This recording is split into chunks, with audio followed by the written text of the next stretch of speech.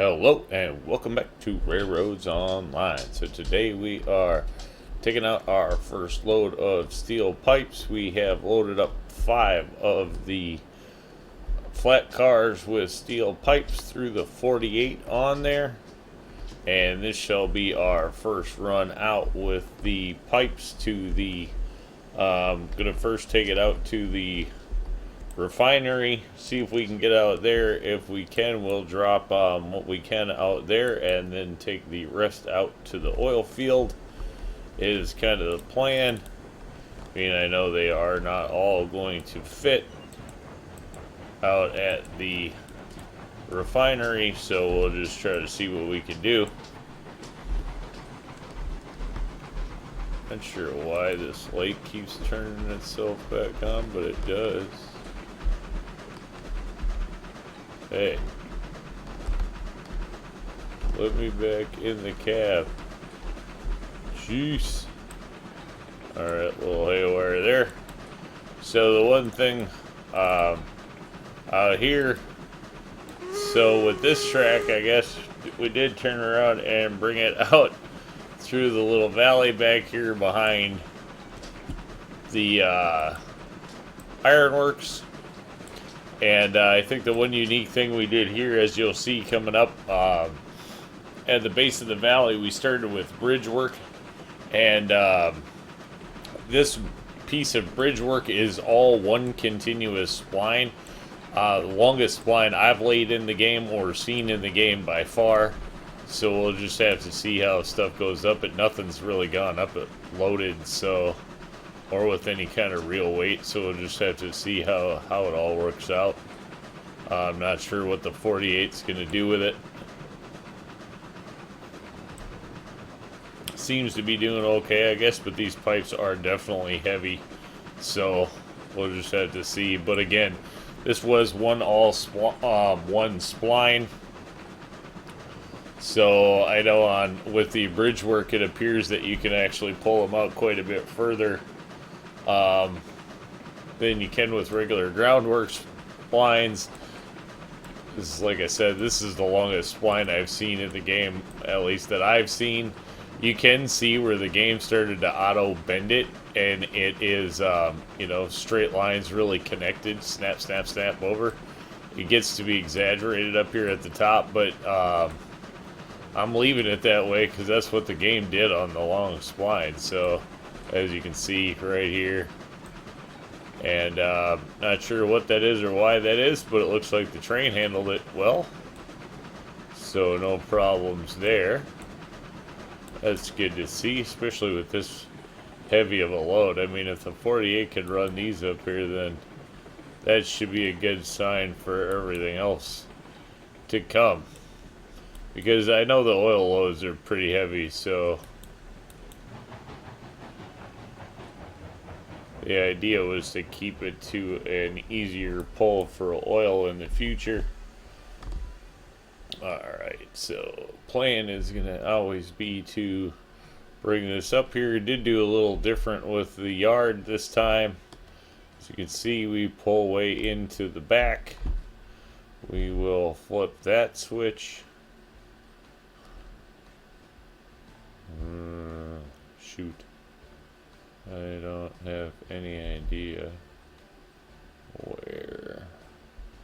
So their switch stands are right here. So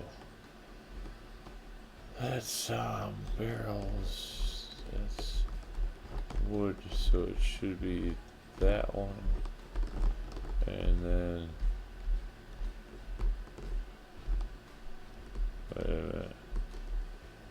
I better double check and make sure that we're right. Yeah, wood, steel. So, okay, that's set up for steel to come back then. Hey, that's cool. Alright. Did just do 4 fingers back, basically one for every drop off. Ran out the rail as long as we could. I know some of it's going to get shortened. Speaking of which, we're going to end up cutting part of that wood rail.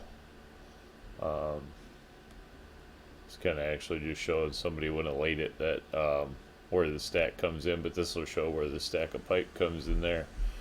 And that'll get clipped so it's not buried under the steel pipe. Alright, let's roll it back.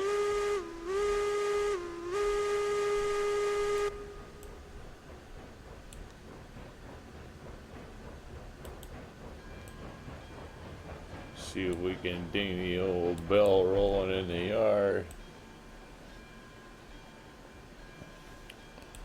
Normally I only run three steel cars at a time, but now with the way that this layout works and this locomotive, it's got 5 on it for logs. I think the 48 is just going to kind of take this one over for Betsy so that it can run logs and pipes all on one train and then not have to deal with switching things out or anything like that. So we'll just kind of see how things go. I don't see Betsy moving steel pipe out here, so needed to step that up a little bit. The 48 definitely takes care of that.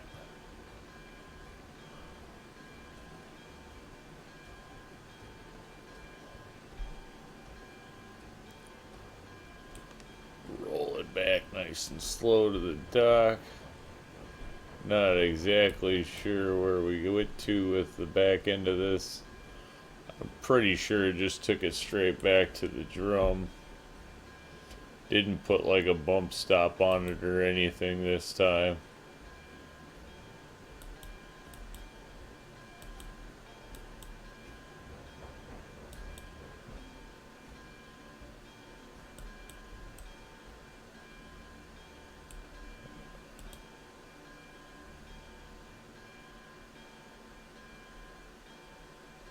Okay, that should get 3 of them at the dock for us, which I think is all we're going to be able to get. Oh, okay, I already did clean that up. Cool. Alright. Yeah, just 3, that's all we're going to be able to get here. So, check out and see what we get paid. 1,800.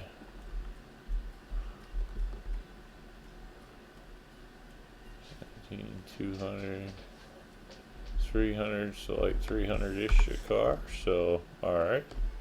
Not bad, not bad. That'll work out to around $1,000. So that's a load worth dropping off. And we definitely do need more up here.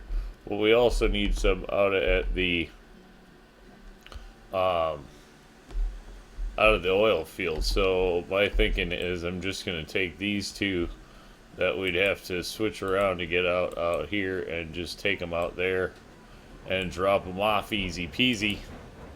So this will just be one steel run, if you will, and then it can head back out towards the logs as it gets this done. It won't have to stay out here or anything. Is kind of the idea. Unless we eventually pick up another loco. But as we're keeping things down and keeping everything to as multi-use as possible, that means we kind of got to deal with using it more than one place. Alright, and then we'll just jump off the loco. It should be okay to go there. We'll switch this back. This should auto switch itself, shouldn't have a problem. Hopefully not like I've been on these loops a lot, so I don't know, this is awfully trustworthy, but the loco wasn't going too fast and this loop seems to work out pretty smooth, so hopefully we don't have any issues here, or this was just kind of a silly plan. I guess we have time to switch the track. We might as well switch the track. Looks like it's coming around okay. There we are. 1 for pickup.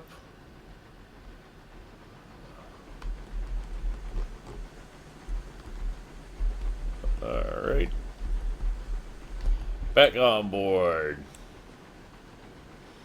That should now clear us back down the rail. So nice and simple like that.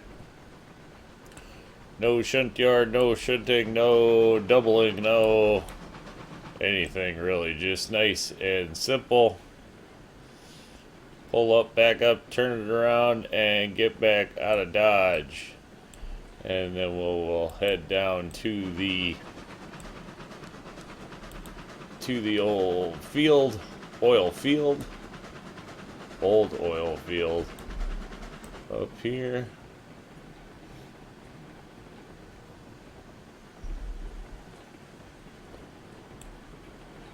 Still can't believe this is all just one great big spline that it clicked in there. Just drug it out here. Lost the end of it, so then I just figured I'd drag it out to see how it lined up. And when I got there, it showed me the link. So I went ahead and snapped it in. And gigantic snap in. For those who play, you know what that means. I mean, you just get a big goosh when it all clicks in, especially the bigger the spline. And it somehow ran it in one spline. So, you know, there you go. I didn't think it was possible to run them that long, but it definitely is. It's pretty crazy. It's nice as far as as far as what the game's keeping track of. Being it's all just one spline, so hopefully that helps a little bit on performance. The bigger you make the splines, of course, then for all we really know, it could be the exact opposite. So, but there it is, nonetheless. The biggest spline I have on the rail that I can show for sure. Biggest one I've seen, as a matter of fact. There may be longer splines out there, I have no doubt, but I have not encountered them. So there you go. This is still bent and kittywampus, though everything seems to line up at the docks, though we haven't had boxcars through here yet, so who actually knows what the boxcars are going to run through here like.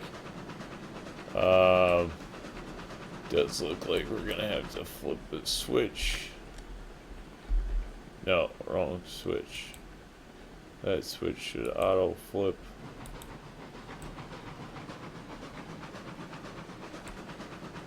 But this other one we flipped, but I could be wrong. Nope, we're good. Alright, as you can see, it did turn around and clear out some trees there for ease of visibility. Should probably cut out those last couple just because it would make it much easier to see. Starting to do some just quality of life improvements on the rail as you've gotten out here.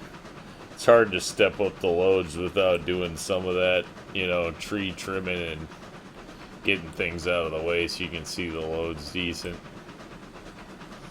48 does seem to be doing another great job out here. Or as I say that, we are out of wood.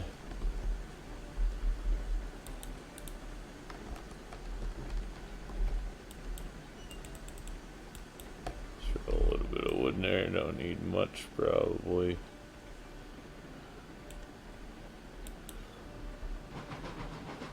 Keep it going. Well, everything seems so much plainer out here, so the run seems so much longer than it did before. So we don't have intersections and switches and all that stuff in, so. But it all works really nice in the plain setup. I cannot complain about that at all. Alright, so still missing tools out here. As you can see, we have brought the beams out here. So those are pretty much full.